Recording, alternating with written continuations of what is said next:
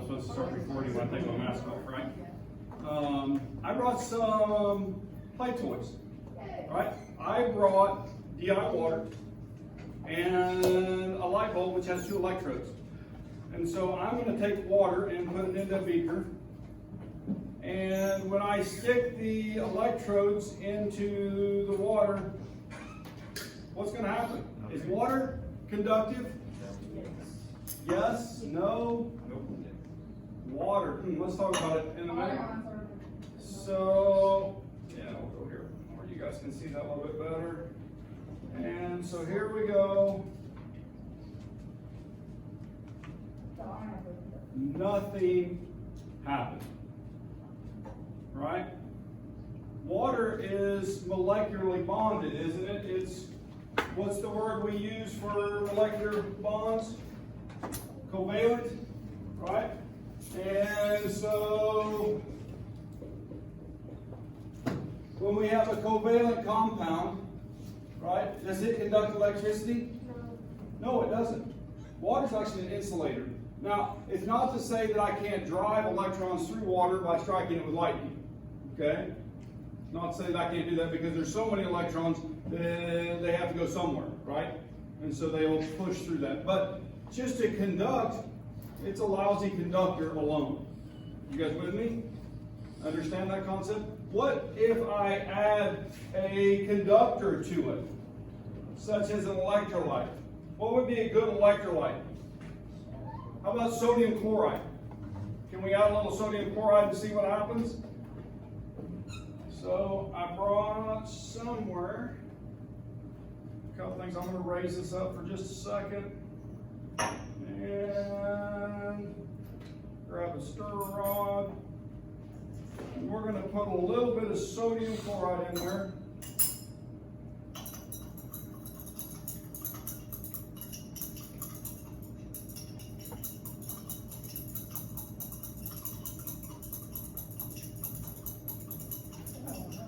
Doesn't want to dissolve, does it? That's probably enough though. Oops. Ta-da! We have an electrolyte in the solution. Now, if I'm looking at the molecule sodium chloride, right, I have NaCl. And so oh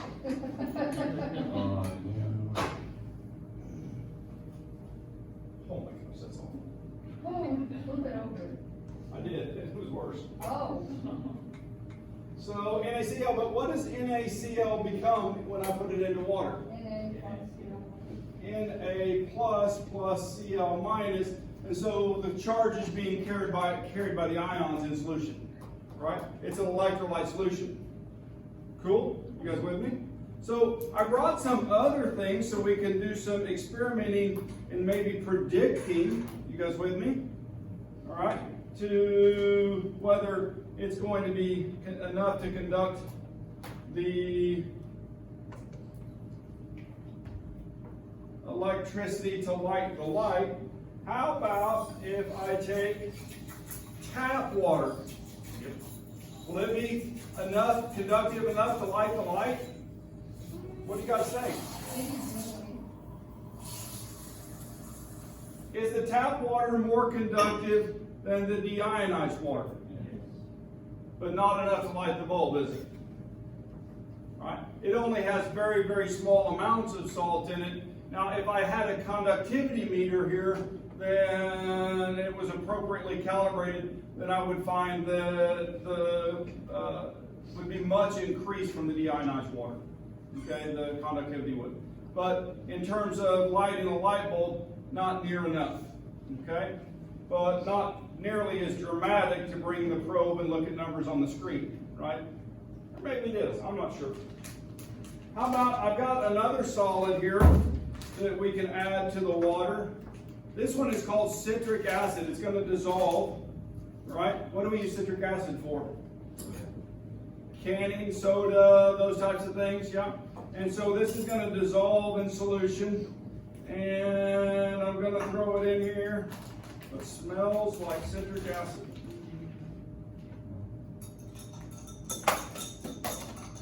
What do you guys think? what's going to happen? Now, there's a couple other words that we should talk about, and that one dissolves, but let's talk about strong versus weak too, okay? And so, a weak electrolyte doesn't disassociate very much, right? Now this disassociates a little bit in solution, okay? A little bit because it's an acid, but is it going to be enough to light this light? Is it a strong or weak? What do you think? It's actually weak, all right? So what should be the result? Nothing, because it's a weak electrolyte. There's not enough ions present to carry the charge. You guys getting the hang? Even though I dissolved a pretty large amount of it in the solution. Cool, right? All right. How about baking soda?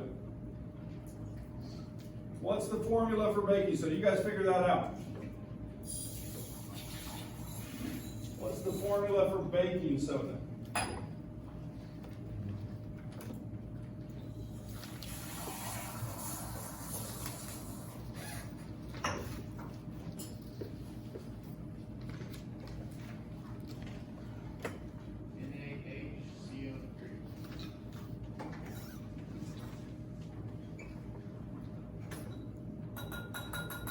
I should have put that in with the acid and we could have made it fizzy. All right, so NaH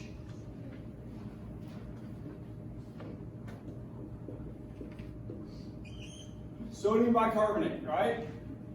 So what's this going to do? What happens when I put it in water? You guys predict that. Okay? It's going to magically light up, right? What you said? It's not magic. It's chemistry. It's dim. Why is it dim? Because it's not completely dissolved. Are you going to change that? The concentration will change.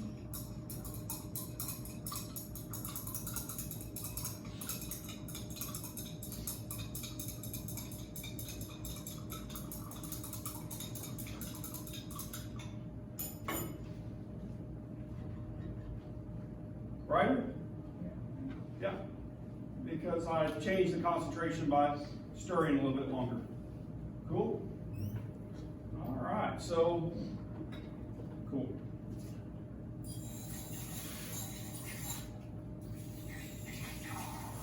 See, I brought baking soda, ice cream salt. How about, oh, here's a good one. Table sugar, sucrose. This one dissolves good, doesn't it? You guys put, like my daughter, you guys use like 2 tablespoons of sugar in your coffee? Yeah, heaping rounded. I mean, that's like having coffee in your syrup, is the way I describe it at our house. We'll put extra in there. That looked like about a Lauren dose. May not have been enough.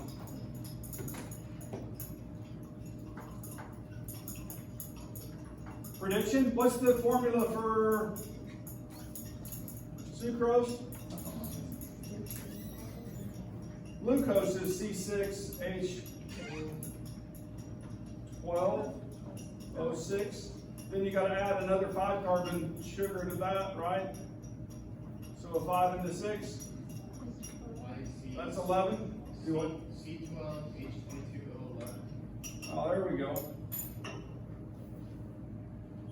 So, why am I putting the formulas on the board? C6H12. No, not that's not right. C12. My bad. I want glucose. C12H22O11. There we go. All right. Ionic or molecular? Molecular. Proof? So it's not an electrolyte, right? It doesn't carry charge in water. Is this starting to become more clear? Yeah. And sometimes even things that dissolve, right, that are weak electrolytes, they still aren't enough to light the light bulb, okay? So an understanding or grasp of that is really kind of useful. So does our body use electrolytes? Yes. Yeah, it does, doesn't it? To carry charge and those types of things, and to, yeah.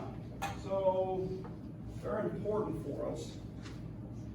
How about Epsom salts? Do what? That sounds cool. Sounded cool.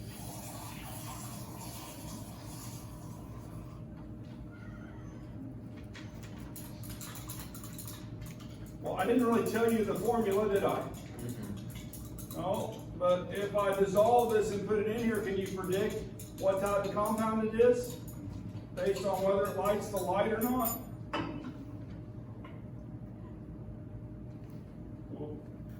I need to dissolve a little bit more, but look. Yeah, it's glowing, isn't it? So what if I told you the formula for this, the primary is magnesium sulfate? Right? So what are the two ions that form for magnesium and sulfate? Mg2 plus and SO4 2 minus. Alright, so those are the two ions that are formed. It's kind of helping you guys a little bit to see a picture like this of when we start, I mean, when we're talking about it, we're talking about being an electrolyte. It really doesn't make any sense unless you see the result of that, right? In my opinion. Ooh. This one. How about this? This is salt substitute. It says it right there on the label. The salt substitute.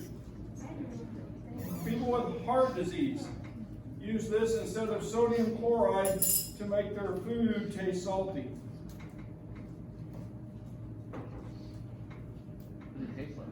Salt? I mean, that's. What do you guys think? Anybody want to vote on this one? Let's vote. How many people think it's going to light the bulb? How many think the substitute won't light the bulb?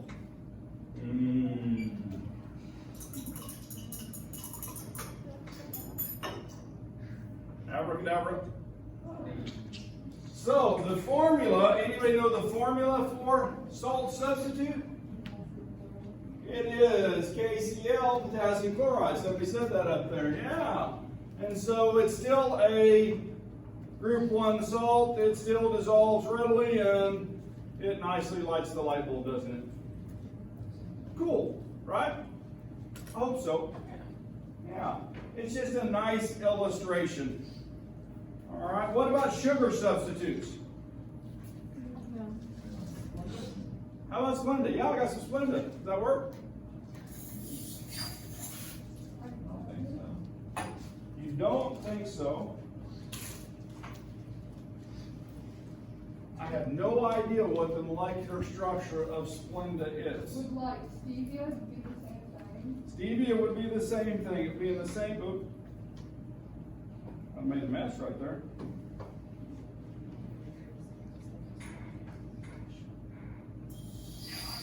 Alright, last one we did a salt substitute. Now we're doing a sugar substitute. Well, this would be so sweet to drink. 3 packages of Splenda.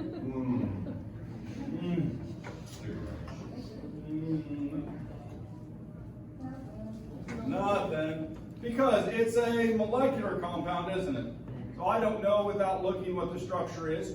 But if I looked it up, I know that it would be carbons, hydrogens, and oxygens. You guys with me? Yeah. Coolness. Right, so the difference between electrolytes and non-electrolytes.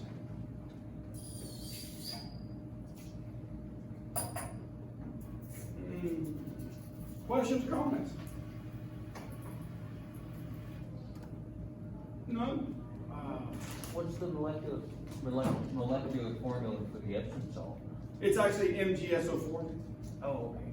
Yeah, so it is magnesium sulfate.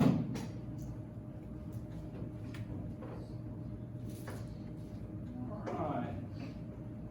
I'm gonna move most of this out of the way. Let's unplug that.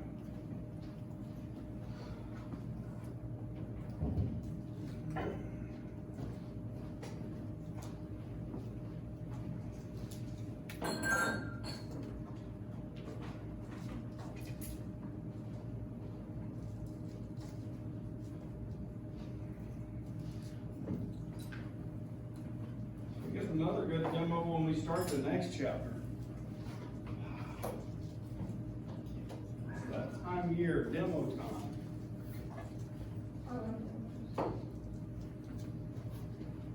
Alright, let's go on, and do we have any housekeeping other than the quiz for the lab is due? We do have a lecture quiz and not this Friday, but the following Friday. Anything else? Oh, no lab due this week. You'll have this, the one you finish this week due next week. So I'll start this week. You said also 2 weeks. We're gonna start another lab, it's a 2-week lab. Yep, we're gonna start the ester synthesis. Be sure to take the lab quiz on Campus Web. Alright, I think we ended, we were talking about carbonates, and we looked at some carbonate reactions.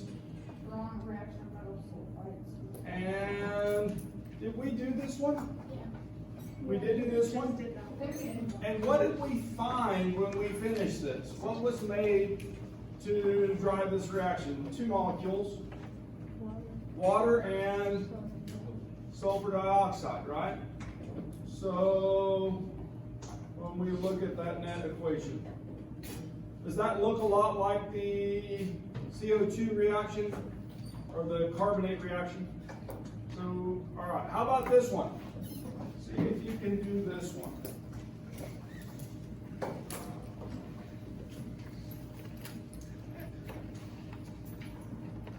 How about this one?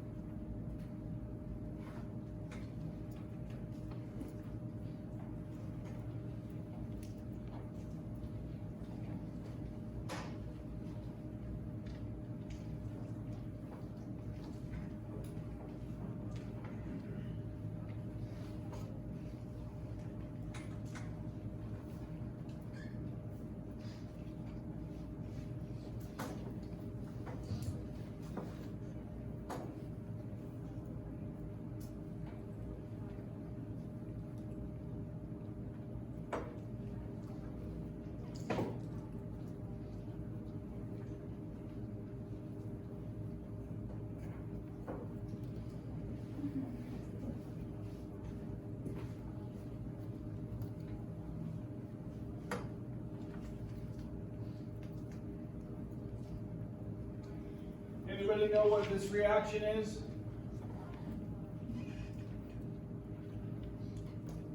Formation of hydrogen sulfide gas. This is the stinky reaction, or one of them. Okay, this actually, reaction like this occurs in sediment, and especially where there's a lot of biomaterial decaying and sulfur is available.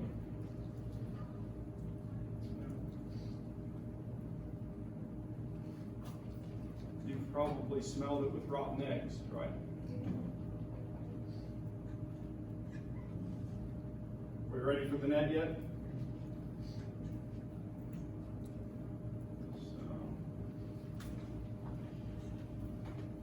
Got this down? You guys rocking it? Rolling, rocking and rolling, wow. So how about this one? Can I ask a question about the previous? Yeah, oh, absolutely, yes. So why can hydrogen with chlorine split up into ions, but not hydrogen and sulfur? It can. Okay. It can go both ways, right? But it's more stable in that situation as H2S than the H pluses and S2 minus free, right? Now the conditions have to be such that that's favorable, but yeah. So why is water such a neutral like liquid, but H2S is a gas? Is it gas? What it's saying? Because of polarity, right? Because there's more polarity. In fact, I'll show a graph later on this semester that looks at the small molecules that can, through the period, and we'll look at where hydrogen bonding comes into play and when it doesn't, and how much difference that really makes. Okay, so, and it's huge. So we'll look at that and talk about it. All right. So did that answer? You good up there? Rephrase it. Just like hydrogen and chlorine can Yeah. split up into ions. Yeah. And in the previous one, hydrogen and sulfur did split up into ions. Yeah. Um, But we can have hydrogen chloride gas also. But in the circumstances, in an aqueous solution, the hydrogen gas will form. In fact, HCl will form when that's a very concentrated solution, and I'll get HCl vapor in the same fashion. Right? So if I stand over a bottle of hydrochloric acid, I can smell the hydrogen chloride coming out of the bottle, literally. So under the right conditions, then that's what happens. It drives the reaction because it leaves as H2S. Maybe better answer? yeah. Okay. All right. Anybody else? How about this one? What's going on here? See if you can explain it to me. Why isn't there a reaction here? Yeah. Everything will cancel out because Yeah, write your ionic expression. Go ahead and do an exchange. Right? Do an exchange just like you normally would.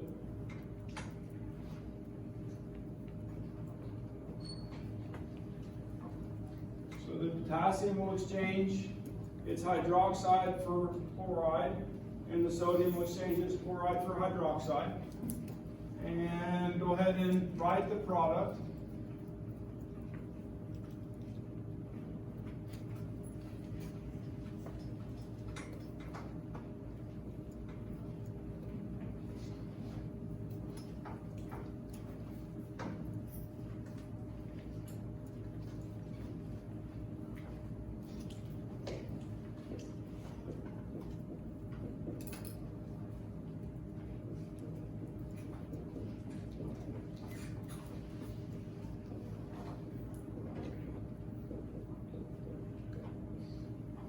Would you guys agree with all of this? Did I exchange appropriately? And then if I do my ionic expressions, then this is Na plus plus Cl minus, right? Because all alkali metals are soluble, all salts in those. All salts, same rule, right? Plus K plus OH minus. And then what does this yield? Na plus, right, because all alkali metals are soluble, plus OH minus, and then how about here? Plus K plus Cl minus. And so now if I cancel like things on both sides, my sodiums cancel, my chlorides cancel, my potassiums cancel, my hydroxides cancel, and what's left? So there's nothing to drive this reaction. We aren't forming a product. So in other words, we would have an electrolyte solution that contains potassium hydroxide and sodium chloride. You guys with me? They would all still be dissolved. Cool? All right. So this is a viable question on a test to have you complete the reaction, and what would the appropriate answer be? No reaction, right? And you can confirm that by using your rules and doing your switch in this fashion, okay? You can confirm that. All right. So what must be made? How do we know a reaction is occurring? We have to make either a precipitate, right? Or what else? What else can we make? We've seen some examples. What's made in an acid-base reaction? What's made in an acid-base reaction? Salts, but they're still soluble, so they don't count. Water. Water, the small molecule water, right? Salt plus water, but no, I put the salt in quotation marks. All right, the formation of water is what drives it. What about with carbonates? The formation of what? Water and Carbon dioxide. carbon dioxide. What about with the sulfites? Water and sulfur dioxide, right? What about with sulfides? Hydrogen sulfide, right? All right, so small covalent molecule water or ammonia, we'll see some reactions with that. Or like in sulfides, carbonates, and sulfites, we get a gas, small molecules. Cool? All right.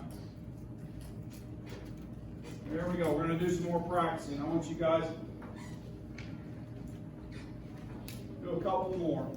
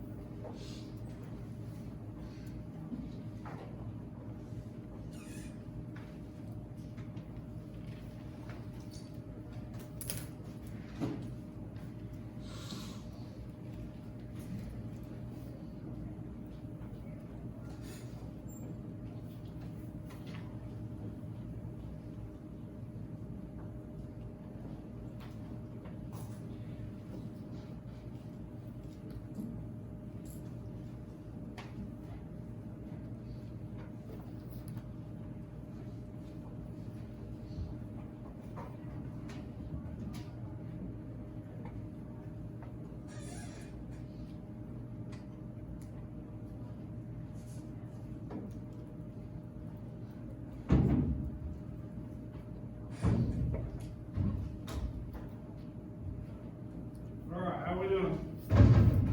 Need more information?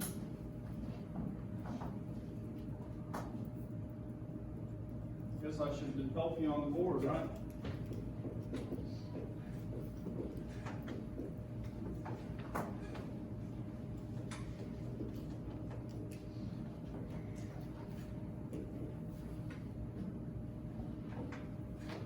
What's the product's going to be?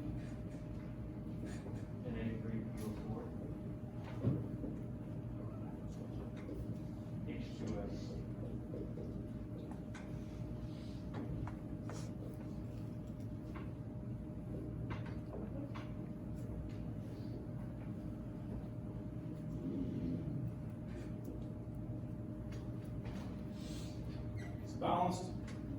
No. We need to balance it first, so 3 and 2, so if we go 2 and 3, and we need a 2 there, and a 3 there. How do you know it's a Do what? How do you know it's a We just studied it.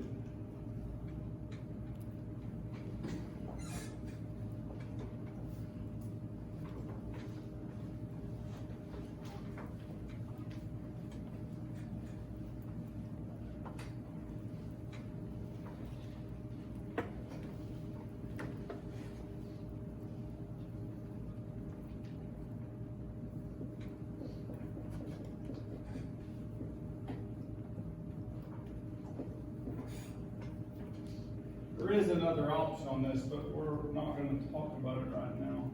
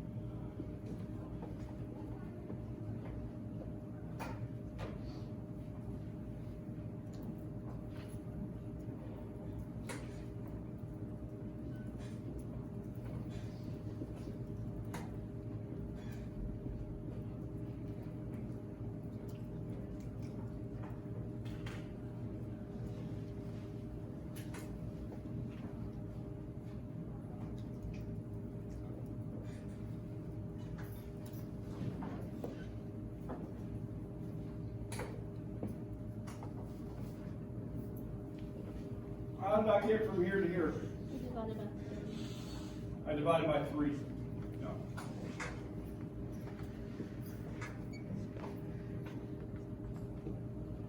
So, good? How about the next one? You got it done? Yeah, that's one of the first ones we did, isn't it? One of the first ones we did. Try it if you haven't got it.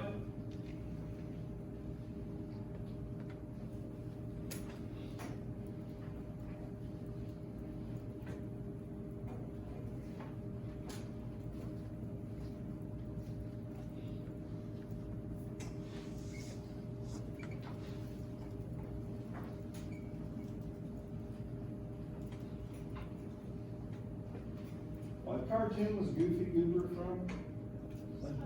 SpongeBob. That's what this makes me think of a Goofy Goober for some reason. Do what? So what's you tripping on? Nothing. Life. A weird brain. Alright.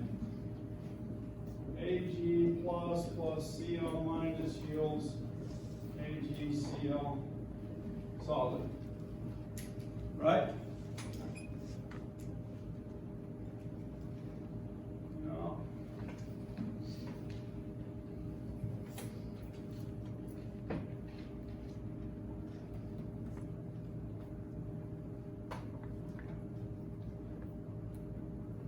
Questions, comments?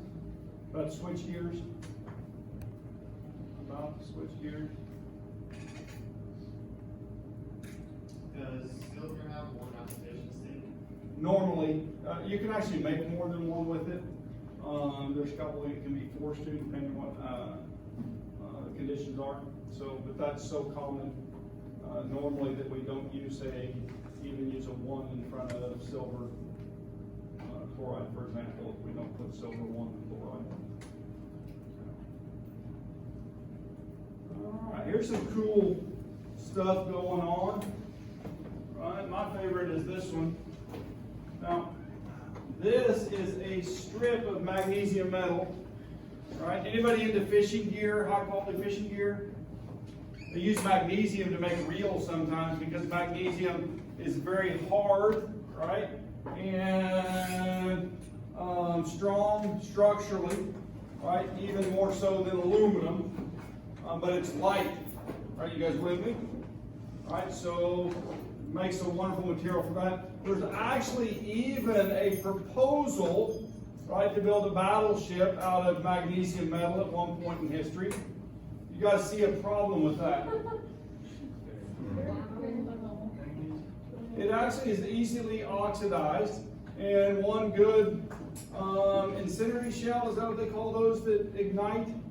Yeah, would pretty much take care of the ship as long as there's some oxygen present.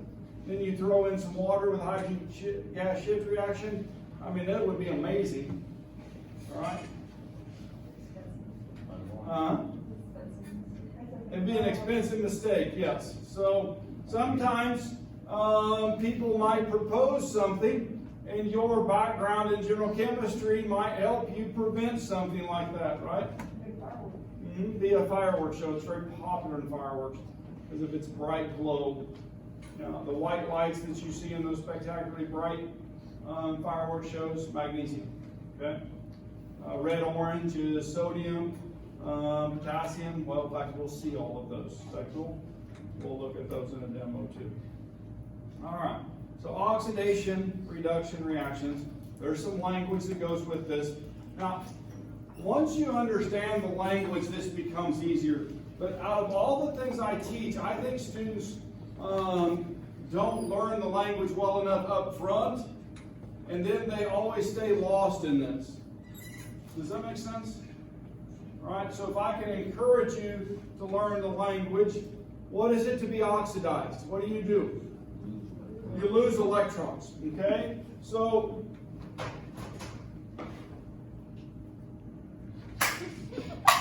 Whoa. You too, bud.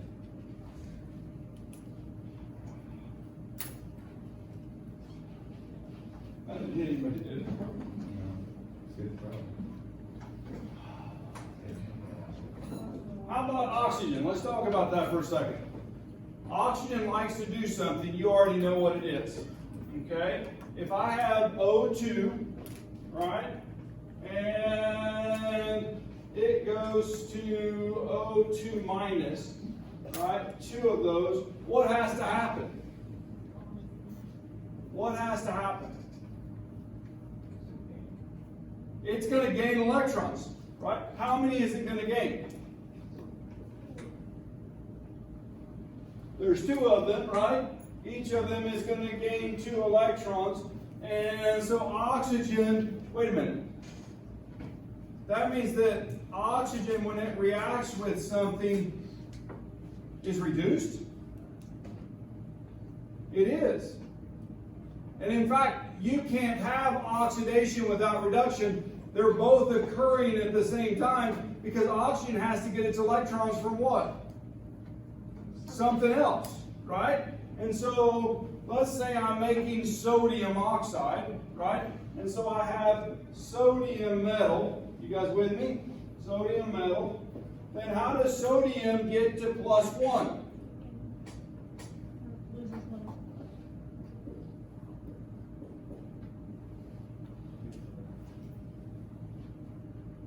How does sodium get to +1?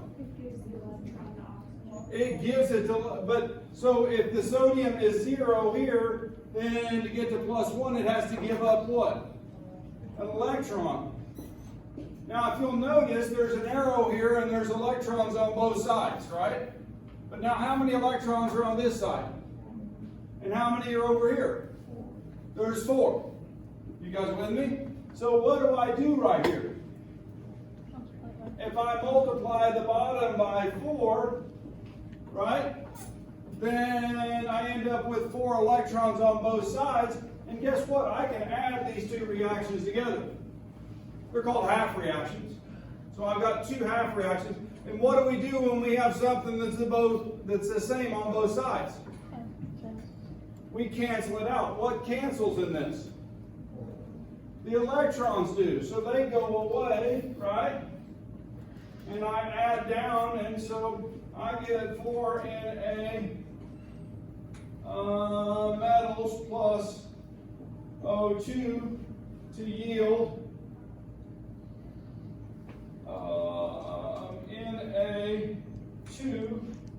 Na2O, right?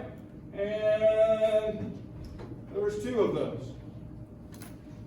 So I've just done an oxidation reduction reaction. Now, which one is being oxidized? The Na is, right? The sodium is, because it's what? Giving away or losing its electrons. You guys with me? At the same time, oxygen is being what? Reduced. Okay? And so the sodium is being oxidized and the oxygen is being reduced. All right? In fact, we would call this an oxidizing agent. Did you guys catch that? This is an oxidizing agent because, well, it's reduced in the process. It oxidizes something else. What's the 4E?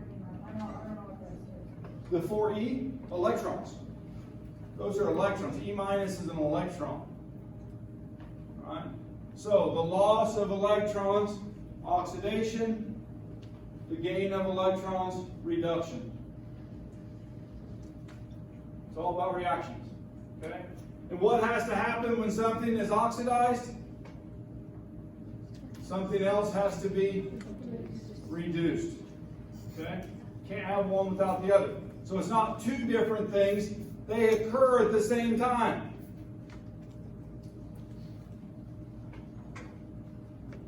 All right. So if oxygen is the oxidizing agent, what's the reducing agent in this? The sodium is. I could call sodium a reducing agent. Usually when we're using that language, we have a process going on. And for example, if I have iron ore oxide of some sort, then I can reduce that, right, to iron 0, and I use a reducing agent like carbon monoxide. Okay, so I can pump carbon monoxide through with the iron or iron oxide, and the carbon monoxide does what? What's its reaction? What do you think? What does it become? It becomes CO2, right? So it takes the oxygens from the iron, right, and ultimately reducing it at the same time. Okay, it's a normal process. So we'll see things like that. All right. How about in this one? All right. How do you recognize that this is an oxidation reduction reaction? And can you identify what's changing oxidation states? What's the oxidizing, or what's the, what's the oxidation number for magnesium metal? What's the oxidation number or charge? Now for the metal. Now notice I identified it as the metal. Now for the magnesium oxide, it's what? What's the magnesium charge? It's +2. Now the compound is 0. Now we need to look at this a little bit closer. All right. And we need to bring back those rules. You remember those oxidation, designing oxidation number rules? Here we are, we're going to use them again. So if you have those, dig them out. All right. Magnesium, and I'm going to put an S there, plus O2 gas, and yields magnesium oxide, and we'll put a solid right there. Now, the oxidation number on each of these right now is 0. You guys with me? Anytime I have an element, its oxidation number is 0. And anytime I have, well, this is an element, its oxidation number is 0. And when I have a compound, then it's the combination of the oxidation numbers, right? What's the oxidation number of the magnesium here? You know it. It's 2 plus or +2. And the oxygen is what? 2 minus. And so we go from 0 to 2 minus. This is, it's reduced. We go from 0 to 2 plus. This is oxidized. You guys catch that? The change in oxidation number. When I finally figured out this and could do it on every oxidation reduction problem, what I figured out was that when I reduce, my oxidation number goes down in value. And that was the key. I always look for reduction first, and as soon as I know what's reduced, then the other thing's oxidized. Now, if there's multiple elements in there, then you have to hunt a little bit more. You have to look at what's changing, and then when you find those changes, then you find it. But anyway, cool. I'm done for today. I just ran out of time. So have a great afternoon. We'll see you half of you in class, or in lab, or on the other half on Wednesday.